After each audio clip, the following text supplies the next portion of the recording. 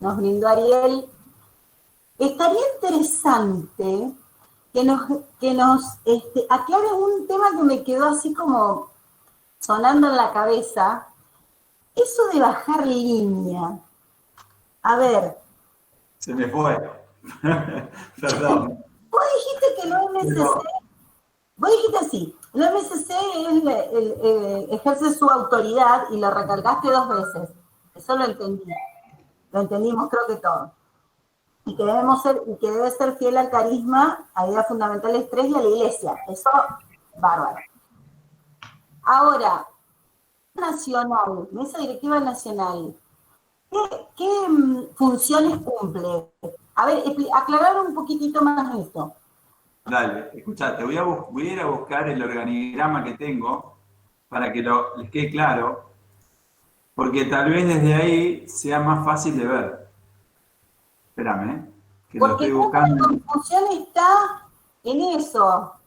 Mesa Nacional. Sí, creo que... ¿Tiene la misma función que el OMSC? No. No. Ahora. Vamos a aclarar. Está bueno. Está buena pregunta. ¿Está viendo el organigrama? ¿Está viendo lo que estoy presentando? ¿Alcanza a llegar?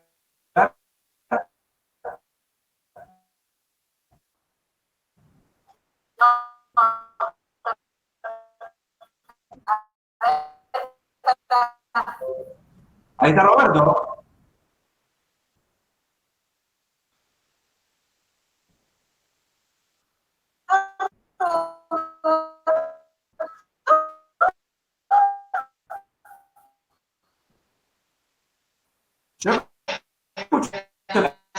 Nos muestra cómo nos pinta cómo debemos ser los cristianos en nuestra vida, en nuestros ambientes. Me encanta esa canción. Acá, ¿quién llora, Roberto? ¿A quién estás maltratando, Roberto? Esta pobre criatura. La nieta. Viene, me sigue, me persigue. Bueno. Un poquito el micrófono, dale, Ariel. Sí. No, entonces le decía, mirá. ¡Oh, miércoles! Está todo tuyo. No, te decía, mirá, acá hay una confusión. A nivel nacional existe, yo lo nombré 2 o 3 veces, algo que se llama normas básicas.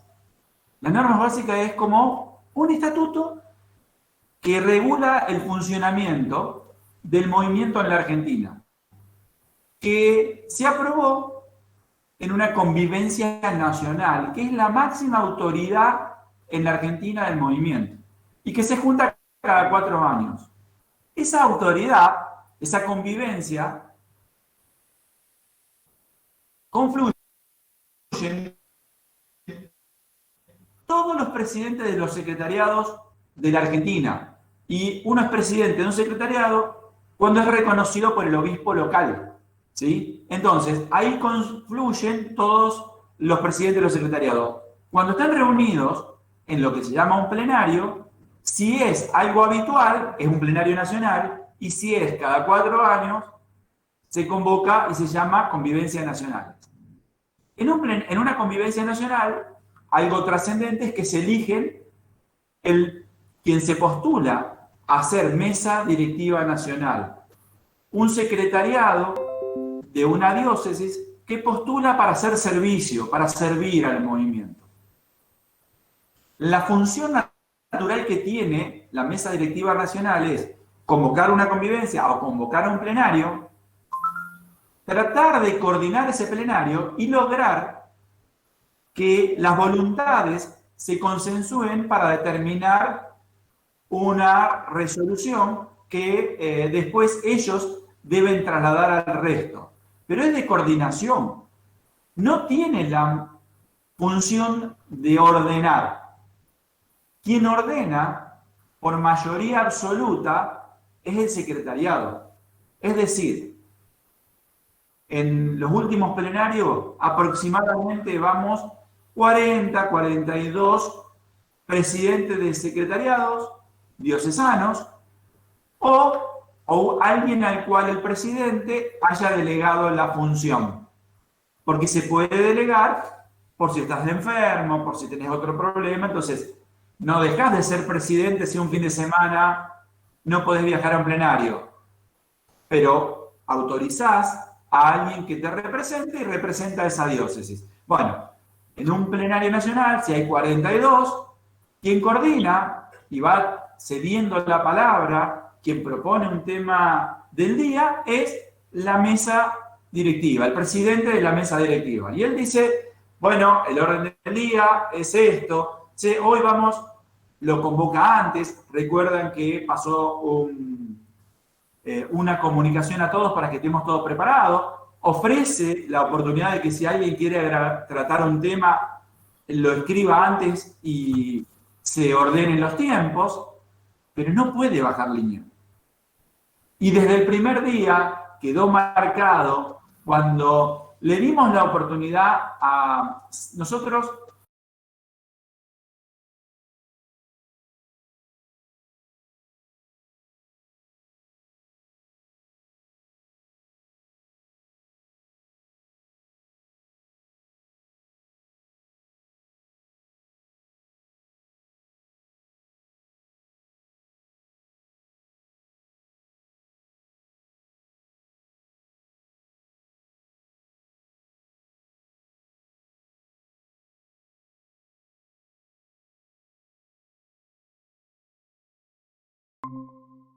Oportunidad de escucharlos a los tres. Dimos 2 horas de tiempo a cada uno para que nos cuenten qué pretendían hacer, qué servicios pretendían llevar adelante, qué pretendían corregir de las falencias que estaban detectando existían en el movimiento a nivel nacional. Y todos tuvieron la oportunidad. Y desde el primer día, los miembros que se proponían esa hablaban de estas palabras, bajar línea, y nos sonó y nos quedó. En una oportunidad dije, pero no, esta expresión quedó fuera de tiempo, pero me contaba Federico que es una expresión arraigada tal vez, y de hecho cuando fuimos a una reunión, a un plenario donde había escuela, la gente de la escuela, de la mesa directiva, también habló de que la hoja de ruta para bajar línea. Pero no podés bajar línea, vos no podés. Quien tiene la autoridad es el plenario. Vos tenés que hacer, como mesa, cumplir lo que el plenario decidió. Vamos a suponer, si establecemos en un plenario, se postula alguien para ser sede del plenario, como fue Santa Fe en abril de este año que estaba postulado, ellos tienen que darle la oportunidad a todos, que voten y que acepten esa postulación. Y después, lo que tienen que hacer es que Santa Fe cumpla con lo que prometió, que organizar el plenario. Ahí sí están controlando, pero están controlando un mandato que recibieron del Secretariado Nacional, que es la unión de todos los presidentes convocados en un encuentro. Que sería la autoridad en este caso. La palabra no es correcta. No debe ser bajar línea. Bien. Otra cosa que dijiste y que me quedó también sonando fue que la formación del dirigente, vos dijiste que vos pensabas que la formación del dirigente se daba principalmente en las preparaciones. Sí. Y yo te digo, ¿no pensás que la preparación del dirigente se da muchas veces en su participación en la escuela de dirigentes? Sí, sin duda. Participación en los eventos, en los plenarios, a esto me estoy refiriendo, los eventos que no son cursillos y jornadas de metodología, que obviamente son de formación, ¿no? Pero yo creo que el diálogo y la participación en los talleres que se organizan, y cuando hay una invitación a nivel arquidiocesano a hacer algo de oración, por ejemplo, también una hora apostólica, una adoración eucarística, me parece que todo eso también hace a la formación del dirigente en todos los aspectos, en toda su integralidad, tanto sea lo espiritual, que vos nos dijiste todos esos puntos, lo espiritual, lo metodológico, lo social. Sí. No quiero que yo realzo lo que genera una preparación. ¿Por qué? Porque, como lo dije, pensá que Santa Fe tiene una estructura de preparación que ya hoy está en la carpeta de la nueva jornada y que está disponible para todos en la Argentina, pero tiene una preparación de 9 reuniones de 3 horas. Si vos haces 9 por 3, te da que tendrías que organizar una enorme cantidad de talleres para acumular el conocimiento en un año de un dirigente. Pero realzar la preparación no es desconocer lo importante que son los talleres y las otras cosas. Son complementarios. Y por eso digo, ojalá tengamos muchos dirigentes que se animen a dar un rollo, aunque sea virtual, como el que estamos haciendo, porque estamos formando a los dirigentes. ¿Por qué? Porque nosotros logramos que 42 personas hoy estén participando durante 2 o 3 horas en un taller donde nos estamos formando y enriqueciendo entre todos. Eso sin duda que es valioso. No, una cosa no quita la otra. La realidad es que, fíjate vos, ¿cuántos dirigentes? Porque tuve una charla el otro día con alguien que yo había llamado el año pasado como rector, y me dice, y iba a debutar, y me dice, che, ¿por qué voy al secretariado tan loco? ¿Por qué crees que estoy en condiciones de ser rector? Y yo digo, mira, creo que la respuesta la tenés vos, pero decime, ¿cuántas preparaciones vas a hacer? 8, más el retiro. ¿De cuántas horas? De 3 horas, de 3 a 6.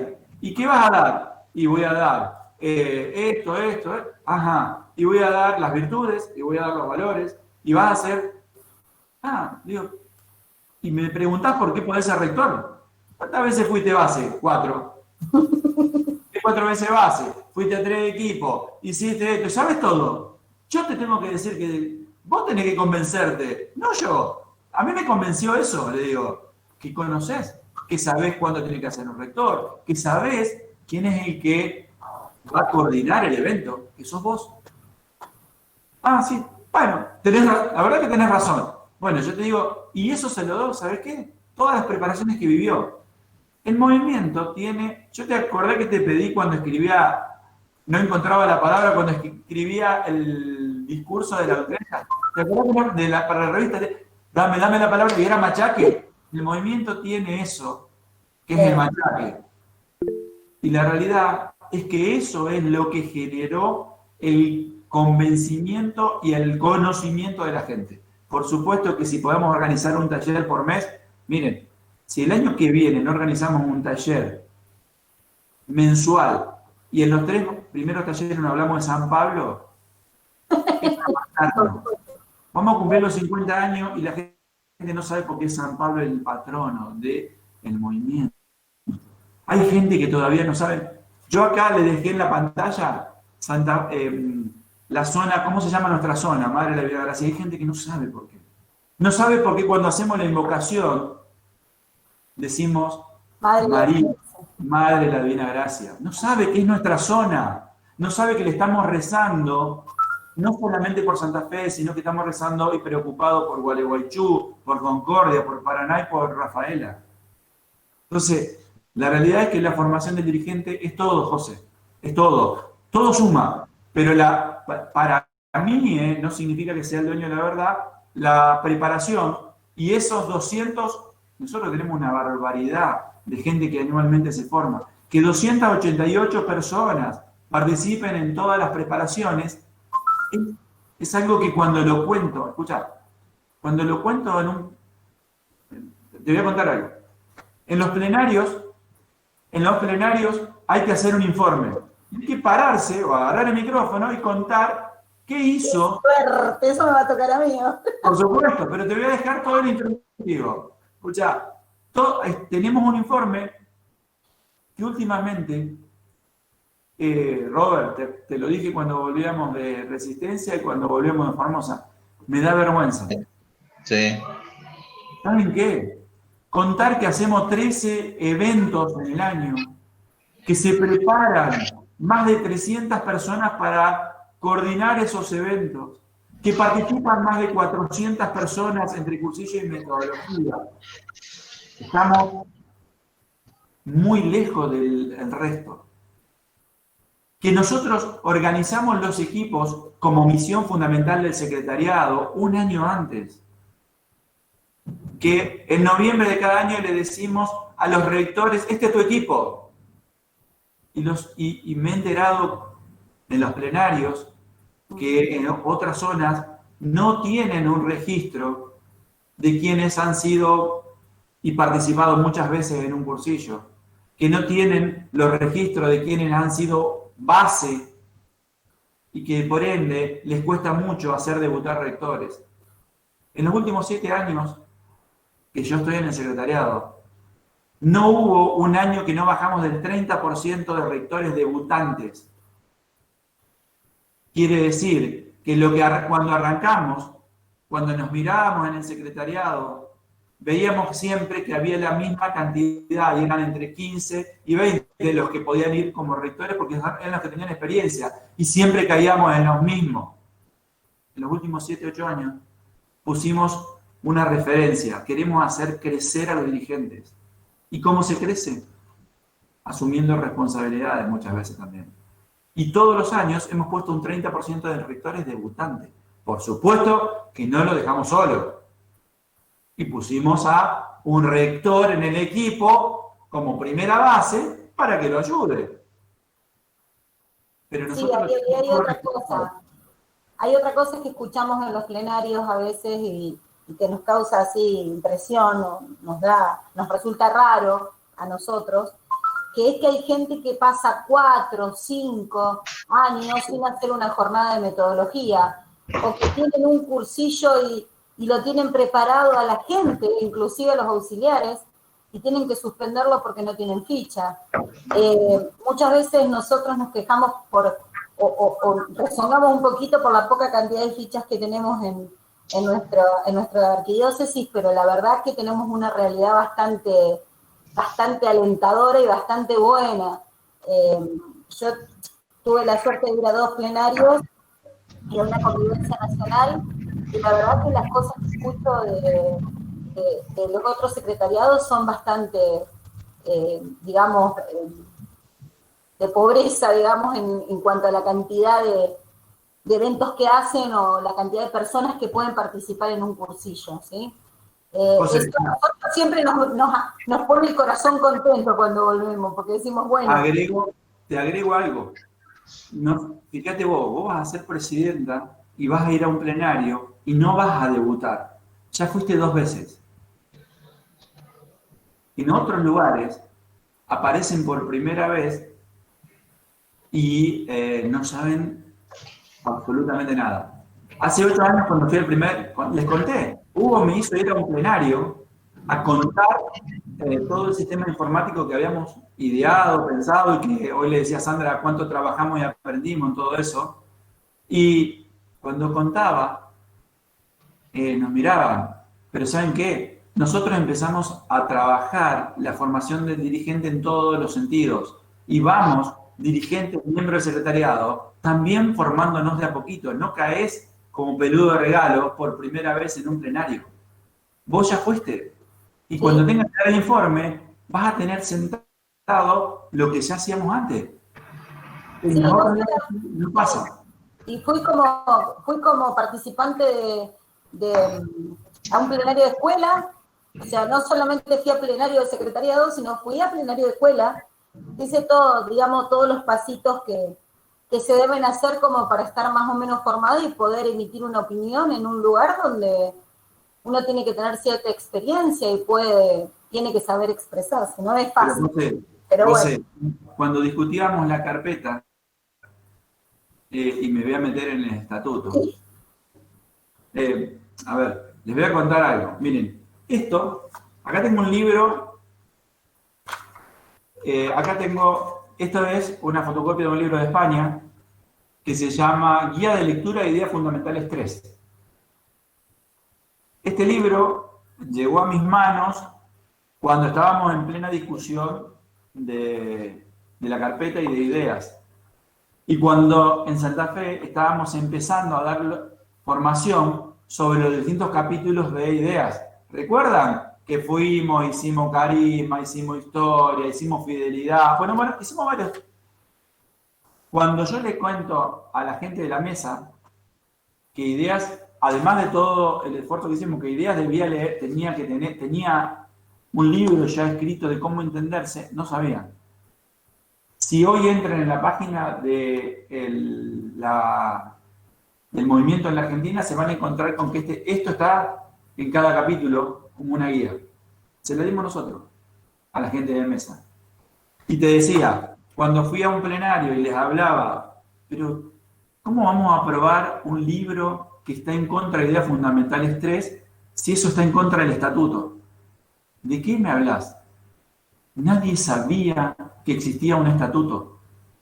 Todos salieron a festejar y a tirar papeles picados de que el Vaticano, el Consejo Pontificio para Laicos, nos había aprobado. ¿Pero qué significaba? Nadie sabía. No se sabía que la aprobación significaba que el organismo mundial tenía autoridad. Fíjense que nos costó que pongan la palabra autoridad. Y no es una autoridad sobre el organismo mundial, sobre los secretariados o sobre los organismos internacionales. Sobre los secretariados nacionales tiene autoridad. Y si no adecúan sus propios lineamientos básicos, por ejemplo, Estados Unidos no adecúa que los iniciadores fueron los que dicen ideas y siguen con que el fundador fue Borín, no van a tener la posibilidad el año que viene de ser mesa nacional, mesa del organismo mundial, perdón. Fíjense lo significativo que es esto. Y no se tenía en cuenta.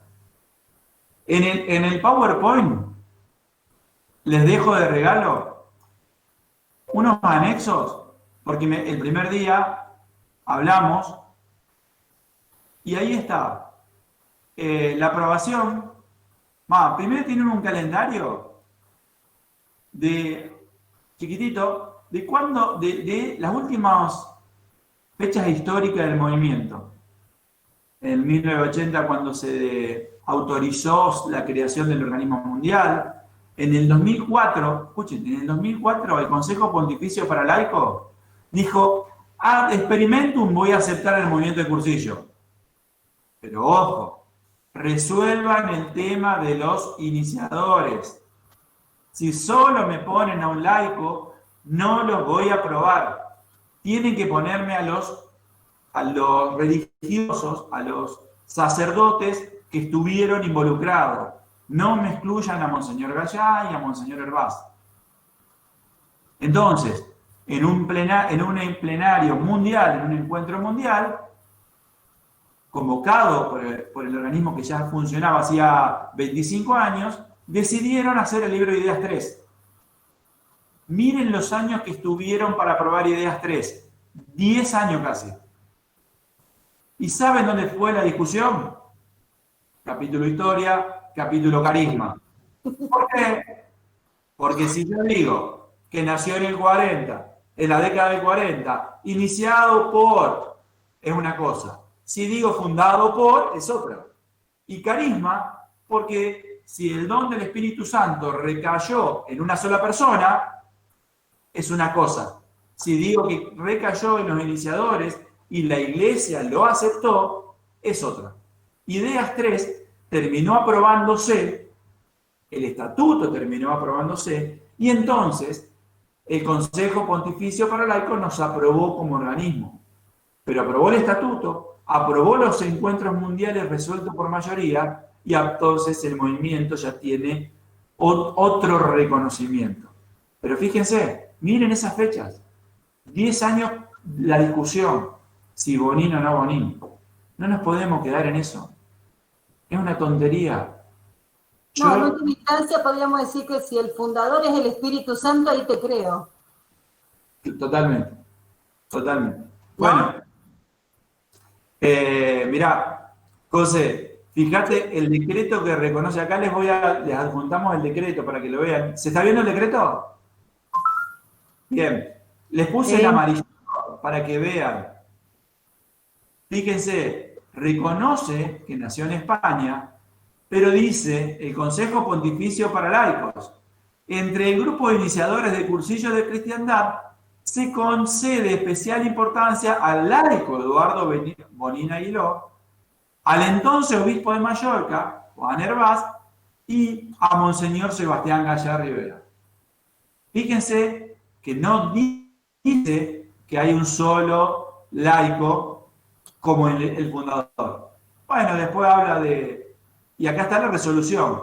Esta resolución es del 12 de diciembre del 2014. Y después se aprobó el estatuto. Y el estatuto, otra vez, miren, hay una introducción, el estatuto que tiene que tener, y tiene que estar acorde a lo que dice y aprobó el Vaticano. Habla de iniciadores.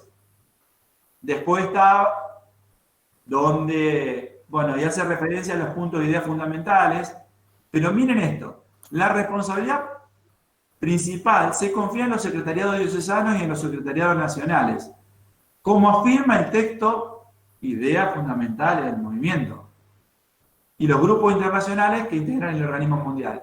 Y se acuerdan que les leí una carta, que después me di cuenta que la tenía porque me la habían mandado producto de la investigación y de lo que estaba ocurriendo con Estados Unidos, que es esto, que es una conclusión de un encuentro en Chicago, pero bueno, pero hace mención a esto. Los objetivos del organismo mundial son mantener al movimiento en su fidelidad a la Iglesia y a su magisterio, preservar al movimiento en su fidelidad y carisma y al libro de ideas fundamentales. Sí, no tenemos escapatoria. Y después dice que ideas fundamentales es fruto de la expresión de los encuentros mundiales. Quiere decir que no puede venir un país o una diócesis, como la de Mallorca, a transmitir que Bonín es el fundador, porque el movimiento ya aceptó en un encuentro mundial y aprobó esto. En eso es lo que nos basamos para decir, che, tengamos cuidado, todo nuestro movimiento debe estar alineado a ideas fundamentales 3. Bueno,